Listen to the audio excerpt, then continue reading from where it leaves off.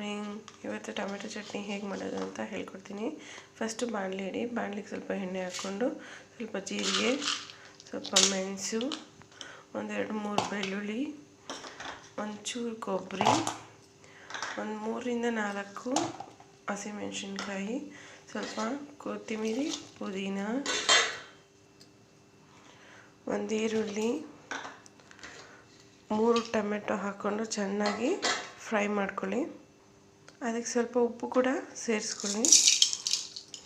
So ಇದನ್ನೆಲ್ಲ ಹಾಕಿ fry ಮಾಡ್ಕೊಳ್ಳಿ.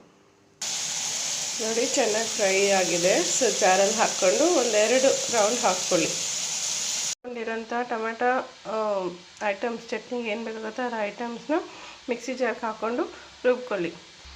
ನೋಡಿ ರುಬ್ಕೊಂಡಿದ್ದೀನಿ. ಸೊ ಟೊಮೆಟೊ ಚಟ್ನಿ ರೆಡಿಯಾಗಿದೆ. ಸೊ ಚಪಾತಿಗೆ, ಅನ್ನಕ್ಕೆ ಚೆನ್ನಾಗಿರುತ್ತೆ, ದೋಸೆ ಕೂಡ ಚೆನ್ನಾಗಿರುತ್ತೆ.